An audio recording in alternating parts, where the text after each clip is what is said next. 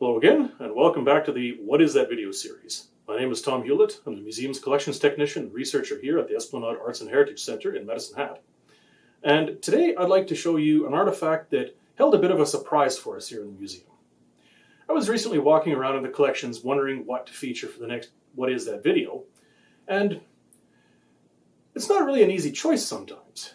The museum has some 22,000 artifacts in it, so there's a lot to choose from.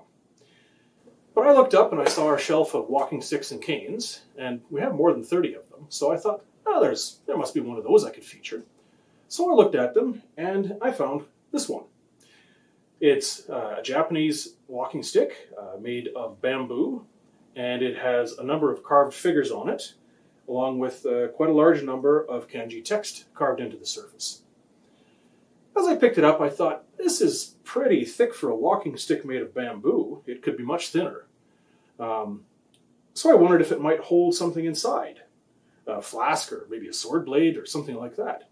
So I looked at the ferrule on the end and I thought, well, I'll see if I can move that very gently. And sure enough, very gently, it will come off. Turns out, there was a surprise inside. When I took the end off of the cane, I looked inside and I could see something there.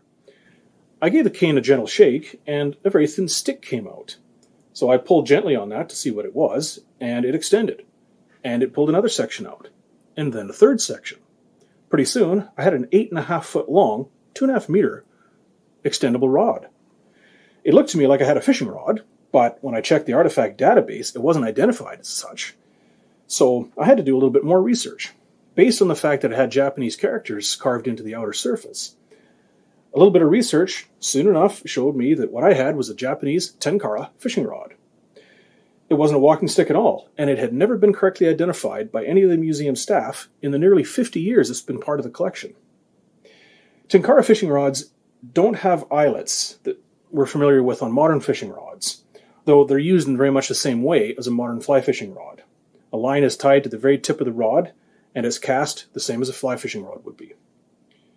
My research suggests that tenkara rods can be up to 20 feet in length, and traditionally they're made of bamboo, but modern ones, recently coming onto the market in North America, are often made of carbon fiber. They're a traditional Japanese craft, and many rods in Japan are still made of lacquered bamboo. They're sometimes so well made that they are formally considered works of art. So thanks for watching, and we'll see you next week.